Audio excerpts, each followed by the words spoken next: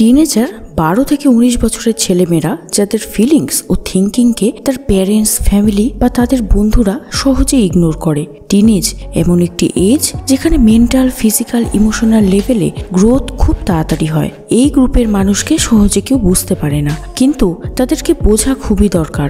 আর অন্যদিকে এই এজে তাদের ব্রেন অন্যরকমভাবে চিন্তা ভাবনা করে। তাই আজ আমি তোমাদের টিনেজার্সের সম্পর্কে খুব অদ্ভুত ও মজাদার সাইকোলজিক্যাল ফ্যাক্ট শেয়ার করব, যেটাতে তুমি এদের সাইকোলজিকে খুব ভালোভাবে বুঝতে পারবে। সো নাম্বার 1, তোমরা কি জানো প্রথমে কলেজে যাওয়ার আগে মোটামুটি 20% টিনেজার ডিপ্রেশনের শিকার অবশ্যই হয়। National institute of mental health অনুযায়ী আমেরিকাতে 13% স্টুডেন্ট ডিপ্রেশনের শিকার, আর কিছু এমন অবস্থা ইন্ডিয়াতেও আছে। তাও বন্ধুরা, এই ফ্যাক্ট অনেকটা ডিপ্রেস করে দেওয়ার মতো। নাম্বার 2, টিনেজ গার্লের সব থেকে বড় দুর্বলতা হলো তাদের ইনসিকিউরিটিস, যেটা আবার নিজেদের লুকস নিয়ে। ইনফ্যাক্ট তাদের সেলফ এস্টিম এই বিষয়ের উপর ডিপেন্ড করে যে তারা তাদের লুকস ও ওয়েট নিয়ে কতটা সন্তুষ্ট। একটি স্টাডি অনুসারে প্রতি 4 জনের মধ্যে 3 জন টিনেজ গার্ল যে কোনো ফ্যাশন ম্যাগাজিনকে যদি 3 মিনিটের জন্য পড়ে তবে সে ডিপ্রেস ফিল করবে, কারণ সে ম্যাগাজিনের মডেলদের সাথে নিজেকে কম্পেয়ার করা শুরু করে দেয়। নাম্বার 3, বন্ধুরা তোমরা কি জানো যারা টিনেজার হয় তাদের সব থেকে বড় ইচ্ছে কি হয়? একটি স্টাডিতে বলা হয়েছে টিনেজার সব থেকে যেটা চায় সেটা হলো একদিন তার প্যারেন্টস তার সাথে খুব ভালোভাবে কথা বলবে, অর্থাৎ পুরো মন থেকে। সত্যি এটা খুব ইমোশনাল ফ্যাক্ট। নাম্বার 4, তুমি হয়তো এটা জানবে না, টিনেজাররা বাকি এজ গ্রুপের মানুষের থেকে বেশি রিস্ক টেকার। আর তাদের একটি দুর্বলতা আছে, সেটা হলো তারা হার্ড ওয়ার্কে বেশি বিশ্বাস করে না। এরা চায় যে আমি একবারে পুরো এফোর্ট দিয়ে দিই আর খুব দ্রুত আমি রেজাল্ট পেয়ে যাব। আর এটাই হয়তো একটি কারণ হতে পারে যে তারা বেশি রিস্কি কাজ করতে পছন্দ করে।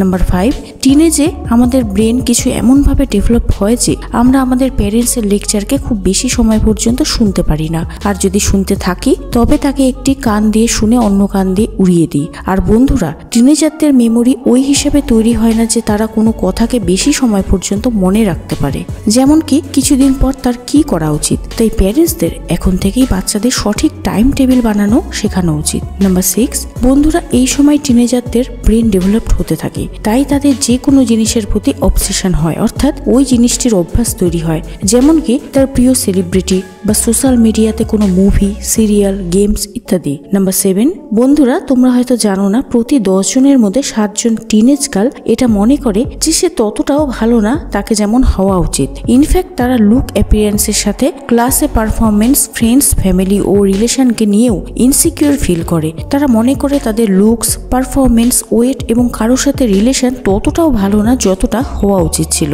নাম্বার 8, বন্ধুরা টিনেজার না তো শিশু হয় আর না তো ম্যাচিওর, এই দুটি অবস্থার মধ্যে থাকে। কিন্তু এরকম দেখা গেছে যে টিনেজার নিজেকে ম্যাচিওর প্রমাণ করার চেষ্টায় থাকে আর ম্যাচুরিটির সাথে ব্যবহার করার চেষ্টা করে, যাতে মানুষ মনে করে তারা খুব ম্যাচিওর হয়ে গেছে। এতে কোনো খারাপ বিষয় নেই, বরং এটা অনেকটা ভালো ব্যাপার যে টিনেজার নিজেদের ম্যাচিওর মনে করে।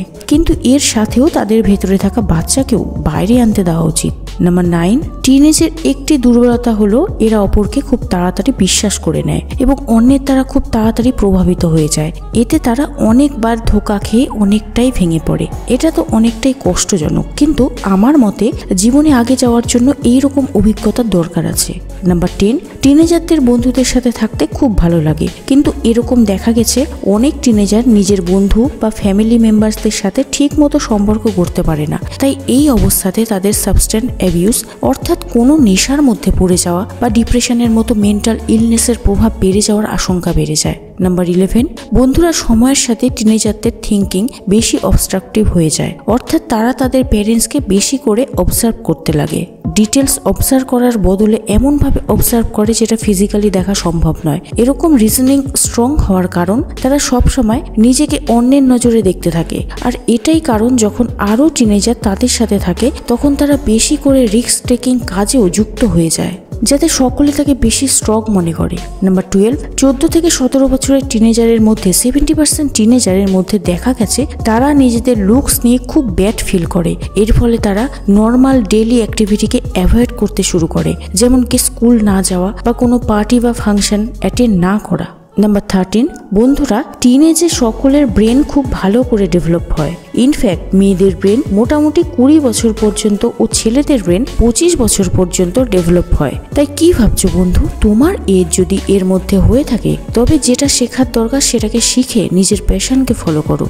নাম্বার 14, টিনেজার যখন তার প্যারেন্টসের কথা অমান্য করে তখন তাকে সবাই খারাপ মনে করতে লাগে, কিন্তু সত্যিটা হলো যে টিনেজার তার প্যারেন্টসের সামনে না বলার ক্ষমতা রাখে, অ্যাকচুয়ালি তাদের মধ্যে একটি পজিটিভ পাওয়ার থাকে যে তারা নিজের বন্ধুদের কোনো নেগেটিভ কথাকেও খুব সহজেই না বলতে পারে।